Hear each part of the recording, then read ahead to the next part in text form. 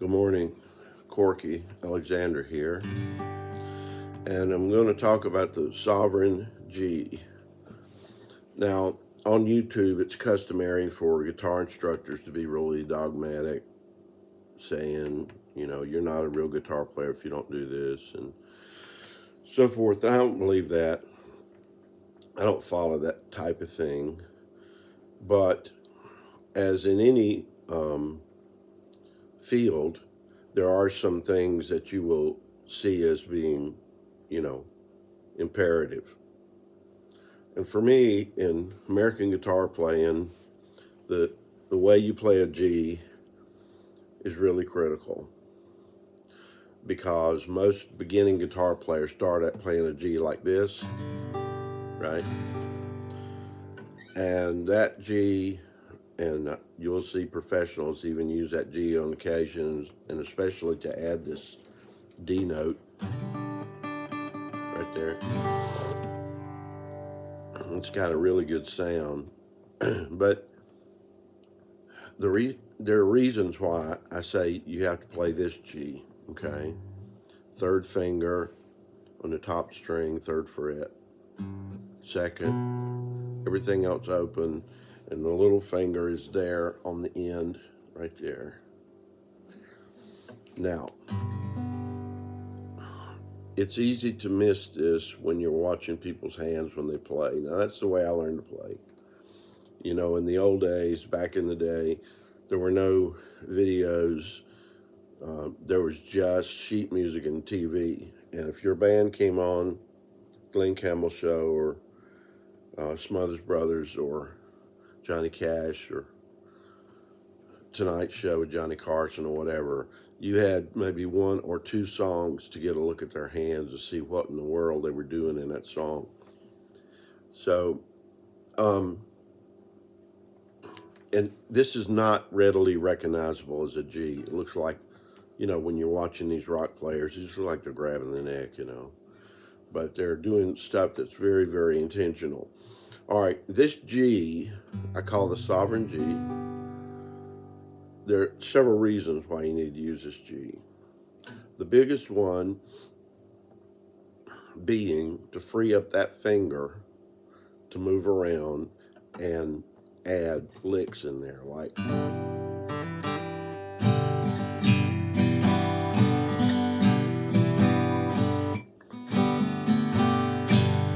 okay, Tequila Sunrise to Eagles. You have to play it this way because if you do it this, your free finger is him, and he's gone to town. He's gone out to lunch. He's not available. Maybe he could do that, but that's about all he can do.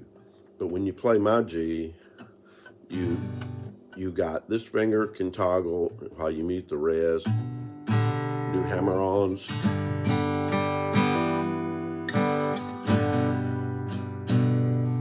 and then you can pick out, and you're probably going to go to G, from G to C.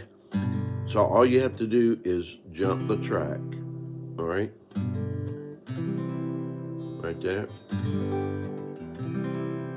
And all it does is jump the track. That's a shortcut. I'm giving you a shortcut.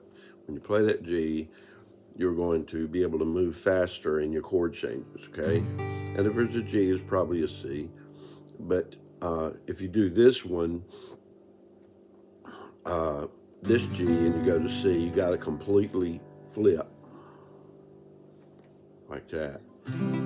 That's too much movement, especially if you're playing bluegrass and you're picking things out, which I didn't get my pick out. Let me see if I got it. Yeah.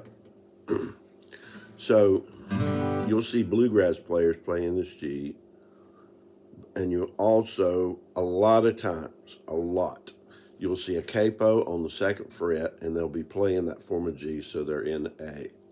So don't get, and then again, there are exceptions to every rule. You will see bluegrass guitar players play that A sometimes, but they want this form, and so The reason being,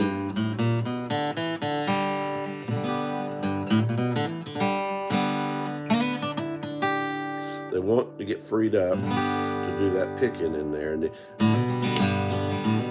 doing hammer-ons like that.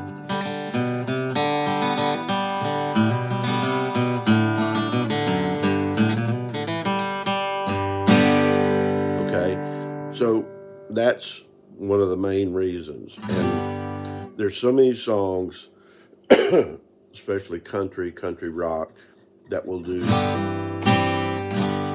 you know, toggle on a chord. Amy. And in that, I think they're holding that G all the time. G, F, F2 probably. C with a G. So you can hear that. And Neil Young, good grief. How many songs did he do with that G? And especially electric and toggling that. You're suspended. The other reason you want to do this G is if you're going to play country blues, if you're going to play Mississippi John Hurt style, then you're going to go bass, chord, bass, chord. Still holding that same G. And there's a zillion songs you can do this with, like he does Do Lord.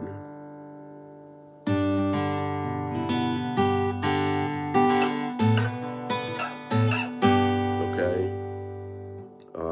He does Shake That Thing.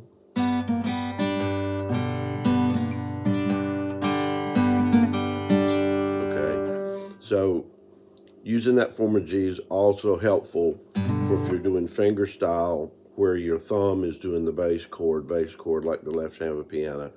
Your first finger is picking out the melody. I did a gospel guitar album, and almost all the songs were like this. Some were in C, obviously, but it'd be like this.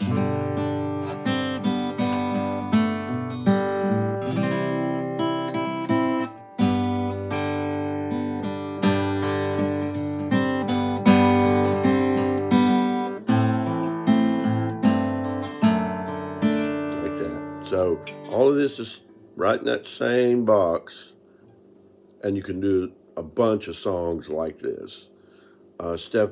Stephen Grossman was the first one I saw doing all these instrumentals and the melody with this form of G. And obviously you can do C too, like Freight Train.